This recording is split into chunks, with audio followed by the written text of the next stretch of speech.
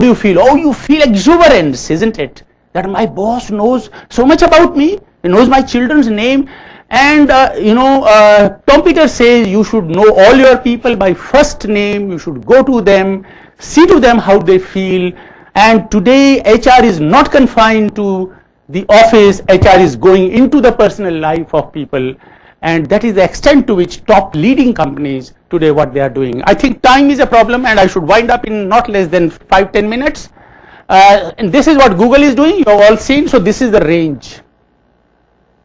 Just the pat, or you have everything on the earth. As I said, that video was 5-6 years old, and now every year, even in Hyderabad office, they are giving all these. You can bring your dog, you have a bed for your dog. There are couches all over. You know, what is written in manuals? Normally manuals say if anybody is found sleeping on duty, you will be dismissed from service. Believe me, I sleep every day in my room, every day after meal. Sometimes 20 minutes, sometimes even maybe 2 hours. Normally on an average 40 minutes, every day. If I don't sleep, my whole time is waste. I can't do any work, I get refreshed. So I cannot work in an organization where there are cubicles with glasses, you know. And I find it terrible because that's my idiosyncrasy, okay. Can you recognize this idiosyncrasy? And one day one official came and I forgot to latch my door, and he found that Dr. Saini is not just sleeping, he was snoring. And he went back and he told others, and there was a grapevine in MDI, the Dr. Saini sleeps in his room. This was 9 years ago. In 2005, I got the best researcher of MDI award. It was a 50,000 rupees award. I also earned my annual salary. We have a system where you can earn bonus. And at that time, my annual, not monthly, annual salary, 4 people got it. I was one of them. So I can be said to be a good faculty, if not the best faculty. And then, but I was sleeping. So will you dismiss me? Why is it? What is the logic that you allow people couches to sleep? What is your logic? They are all intellectuals. They need to rest their mind. They need to rejuvenate themselves. If you tell them just to sit, everybody is watching you, it's just sheer wastage of time. And what these boys have done, the Google owners, you ask for something and here it is. Because they understand the psyche of this Gen Y. This Gen Y to which all of you belong is very demanding. This problem which I was discussing, I was telling this French friend of mine, all those problems with the Gen Y. And you know, they want, as of entitlement, they want everything. They want it here and now. My students say, oh, I want to discuss it today. And I'm so what I'm trying to say, this Gen Y is very demanding. And if you don't fulfill, and they are highly informative, they are much more intelligent, okay. They have problems also, but good points are better. So you provide this to them. Can you see who is looks to be the most powerful person in this picture? This one or this one? This one? He is the HR manager, Laszlo Bock. And he looks the most bichara, isn't it? He is not even comfortable, and look, he is giggling, isn't it? And do you know what is going on? This is a meeting. This is how decisions are taken. And do you know who is he? He is the owner. He is Larry Page. So what comes to your mind when you see this? There is no hierarchy. I'm not saying every organization ought to be like that. Please don't misunderstand me. But this is how they have built their culture, and it pays off. And this is how makes you 22,000 lakh crore rupees company. Okay, because they don't believe in hierarchy. They have minimum rules. In fact, earlier they said we don't want management also. Management bhi panga karte hain, isn't it? So we'll have the line people themselves will manage. Okay, we don't want specialist managers. But somehow later on they have minimum of these rule centricity is the minimum. So we need leaders. If you don't have good managers, you know, productivity like in many government organizations is very, very low. Almost nothing happens. I'm sorry to say I was in Delhi University for a long time. I got disgusted. At more or less the same salary I joined MDI. And I'm so excited. Delhi University offered me, in absentia, we select you as a professor some 5 years ago, please come and join. I said, I'm sorry. CP Gupta joined, I did not. I said, I don't want to go to that rut where nothing happens, so much of politics, nothing happens, people, there is no atmosphere to work. So we believe that people don't work. There are organizations where it is so, but at the same time, there are organizations which can create a conducive environment for you. And if you have good managers come, then productivity does go up. Okay, but if you have a leader,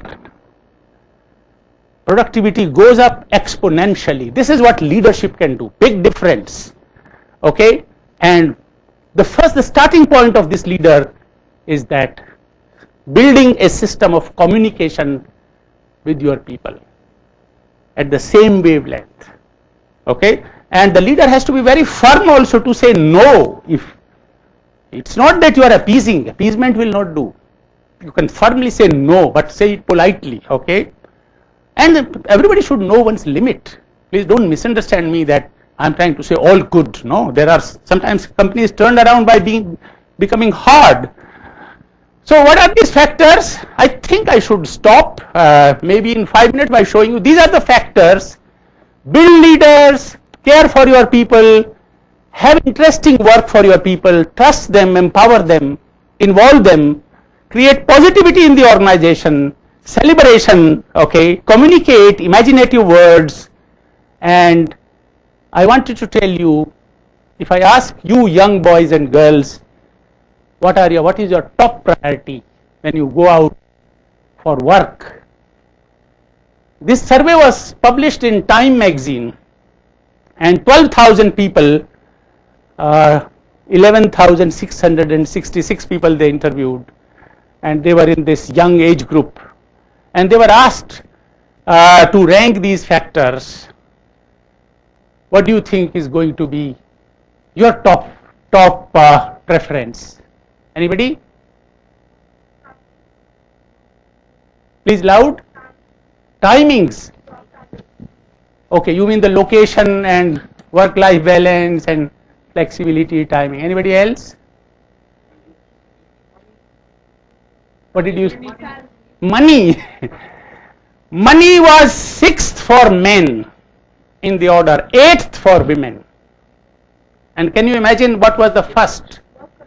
Which was the same for both men and women, which was interesting work. They wanted interesting work, and money does not motivate. I gave you my driver's example. 25% is no less money. Okay, people want dignity. People want that they should enjoy what they are doing. Otherwise, man nahi karta kaam karne ko, isn't it? Can the leader, can the top management create that ambience? Which is, Muthuraman calls it the ambience management, and this is both of them interesting work. And here high income was 6th for males and 8th for women, and all these factors are there. Somebody said timing, flexibility in work hours, but this was 9th, ma'am, you spoke, for both men and women. They wanted promotion, benefits, of course, job security, opportunity to learn new skills, annual vacations, geographical location flexibility. Tata Steel, as I said, once they gave an ad, and in the ad they wrote, Prime Minister visited them, and we also make steel. Somebody heard about this ad? And we also make steel. What else they do? We care for our people. We care for the community. 33% of their money goes to CSR. They recently gave 100 crore rupees to Harvard Business School. 100 crore, and not to any Indian. Of course, they're running so many organizations in India. Why? Why did they give to Ratan Tata? Is not like that. Why should he give to Harvard Business School, who is already lakhs of crores of rupees they have? Why do you think? Because you need your global brand now. You are a global company. Okay, you have already given enough. So it's not that you are already that I'm giving, I'm enjoying by giving. That's not the only thing. I have to survive also. Okay. So what I'm trying to say is that this is an organization. This has got lowest steel producing company in the world, and it's a low cost strategy. It cannot pay the market wages even. And one of my students who is there, and her boss met me because I was invited by XLRI. just about a month ago, and he was praising her so much, and she was also high exuberant that she's enjoying. And a woman doing industrial relations in Tata Steel, that is what they create: dignity, participation, involvement. I'll quickly show you this is a small company. This is a small company with 500 workers, 200 are contract workers, and their motto, dignity at work. I challenge you, have 500 companies and look into their mission statement. If even one has this kind of mission statements, that we want to give dignity to our people. This is employee first, and they value, value every individual, giving people their due, freedom, respect, opportunity, backed by lots of training. And they have a relationship committee, they have a diversity management committee, they take women, they take differently able people, they have a library for their small organization normally do not have, and they share a bit of profits with their employees. They do not have a union, and this year they were 6th in the best, they have beaten multinational companies in the best employer survey. At one time they were third best company, because this is on the basis of voting and done by an international company with credibility. And this is how you make great organization. It's a very small company. So this company where I train, this guy is also supplying there, and I was telling that if your little guy can do it and you can't do, they already are quite great, but then there is need for improvement. And they were impressed by this, that this company is actually of this caliber. So what I have done is that you cannot survive today unless you are a high performance work system. For this you need transformational leadership, you need to engage your people, you have to love your people. There's a book, Love Them or Lose Them, it's a bestseller. If you can't love your people, you will lose them. The best people will go away, and they are not looking for salary, they are looking for ambience. See your creativity. I was on the board of a management school, and this owner said one day, I want this school to be a global school, top school, Dr. Sen, we need your suggestions. I said, do you have register for your faculty? I'm so sorry, sir, please don't misunderstand me, because it's situational. And I said that, can you tear it off? You know what he did? He removed me from the board. He did not tear off the register, because the register is a symbol of suspicion. If somebody comes, an academician needs free mind, academician needs ideas to judge. Sometimes I study till 2 o'clock in the night in my study room. Okay, and you cannot suspect academicians. And I said, do you have internet on the table of every faculty? Said, no, I give it in the library, and that misused, as if teachers will see pornography, they thought. And I was surprised, and next time he reconstituted the board, my name was not there. And he wanted to become a global school. What is the problem? Suspicion, command, control. Okay. You need to give freedom to your people. Recruit people who will really work for you, whom you don't have to watch out, because their thinking is disturbed if you want to be a great school. I am very sorry if I have created some problem for my very dear friend Dr. Kumar, whom I respect as an exponential leader. Okay, that was not my intention, but I was giving you an example of how sometimes, though in many organizations you do need, you do need some semblance of control, and this hard and soft has to be combined. I think I will not be able to show you the video, because I wanted to show you about 5 minutes. Can I take 5 minutes? Okay. So this is what I wanted to say. If there is time, I don't mind answering questions. But I just wanted to show how Tata Steel, all these things which I was talking about, how Tata Steel is rationalizing these ideas.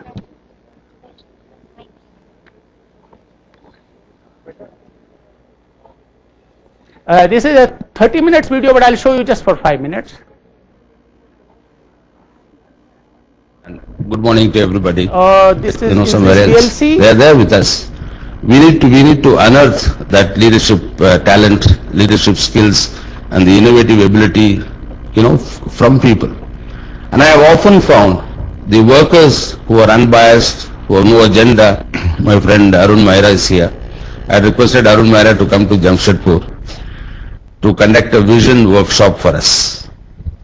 And we spent some 2 days, some 40 of us spent some 2 days in dreaming about what Tata Steel should become in the next 5-10 years. And at the end of the 2 days, we put some strawman ideas on a piece of paper. Then I decided to put it on the company-wide intranet. And it was there all over the company for about 3 or 4 months. And I said that, look, I want some suggestions from all of you. What do you think the company should become? You'll probably not believe this. We had something like 8,000 inputs into the system. And out of that 8,000, 5,000 were from workers. 5,000 were from workers. Because you wouldn't believe that a vision of a company, the worker has anything to do with it. Because the vision of the company is all in books and strategies and Michael Porter's and so on, and it is in the boardrooms. But the power of the vision is actually, has become so powerful, it is only because of the fact that it came from those 5,000 workers. And then we framed that vision, and I put some body into it and some language into it, and we have a vision for the company. And in the second year of the implementation, we actually achieved that vision. And one part of that vision is that Tata Steel must become a EVA positive company. Tata Steel, in its 98-year existence, has never been an EVA positive. We have always destroyed value, because steel industry is a destroyed value. And we suddenly became EVA positive in the second year of this vision journey. Of course, steel prices helped us. But I can tell you, more than steel prices, this determination and the visioning power of 40,000 people is, I think, is the force that really made this thing possible. I have great belief in that. The point that I am trying to make in all these events and all these incidents is that as people who run the organization, we need to appreciate that innovative ability, leadership is to be found at all levels. We need to be able to nurture it. That's the job of a leader. Leaders are not born in Harvard or CEDEP or somewhere else. They are there with us. We need to unearth that leadership talent, leadership skills, and the innovative ability, from people. And I have often found the workers who are unbiased, who have no agenda, they have tremendous innovative ability. And I believe the more this country will go into manufacturing sector, the more, and the way this country is in terms of, unequal socio-economic situation, we need to unearth more and more of that worker power to be able to create, wealth for this country. The second point that I want to make is, we talk of people, and we are all supposed to be people managers, people leaders. We have a human resources department in each company and so on.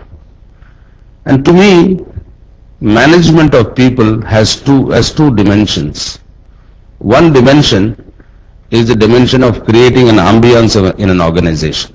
An ambience where there is freedom of speech, an ambience where there is a total freedom from fear of failure, there is fairness, there is justice, there is free flow of ideas, and there is a healthy dissent. Nobody's pants is going to be taken off just because he said something that the boss didn't like. The creation of this ambience, I believe, is 80% of human resource management. The balance 20%, or maybe even less than 20% of human resource management is what we call as a human resource processes. The recruitment process, the performance management, the talent management, and then you have this consequent management, which is a good, nice, modern word for, sacking people from the company. This is, I believe, is about 15 to 20% of human resource management. But what I am seeing more and more is that everybody is paying attention to this 20%, including our friends from, including many of our consultants. And I have gone to lots of consultants, and they will come and tell me how to measure people, how to reward people, how to pay for performance, and how to do a consequent management without, sort of bloodshed. This is what we discuss as a part of human resource management. For a very long time in Tata Steel, we were doing only the first thing, which is the ambience management. We didn't do the second thing at all. I think we didn't do the second thing for a long, long time, probably up to early 1990s. And everything seemed fine. And then we got a little bit more modern. We went to more and more consultants. And we said, and there are market pressures. If you don't pay people for performance, that guy says, I will leave and go somewhere else. And there are people who go to SEDEP and Harvard, and I have also been to several of these institutes and so on. So we have now begun to adopt a formal performance management system. We have a very good system, but I often have got this great worry that if you don't balance these two, we will be in trouble. Because management of people is not to do with the measurement of people and cutting people down to size and taking the good people on top and asking the bad people to go. That is not human resource management. And you can't run large organizations in this manner. And I have this constant battle with my human resources people, with my vice president, human resources and so on, saying that, show me your human resource processes of a company. So when I ask for a list, I will get these very nice looking, sort of Harvard looking words of all this performance management. This is what we have done, this is how we have improved. We are doing it every quarter now instead of doing it every year. Lots of good things. But if you ask for a list from your company, and if you don't find 80% of that list which has to do with creation of ambience, then I want to tell you that that is no human resource management at all. And it is necessary for us to think this through. Because human resource management is to do with getting the best out of people. I'm sorry, that's all what I had to say, that he's talking about two models of, one is called the Harvard model, the ambience model, empowerment model, involvement model, and the other is called the consequence management. In literature it is called the Michigan model or instrumentalist model. So there are two approaches, that people need to be controlled is the Michigan model, and people need to be loved, trusted, empowered, involved is the ambience model, is the Harvard model. And today more and more enlightened companies are following this model. And all what I said, I think in a very beautiful summary form, you have heard from him. And this is a company which is a low cost strategy company, and how they are able to engage their people. Thank you very much.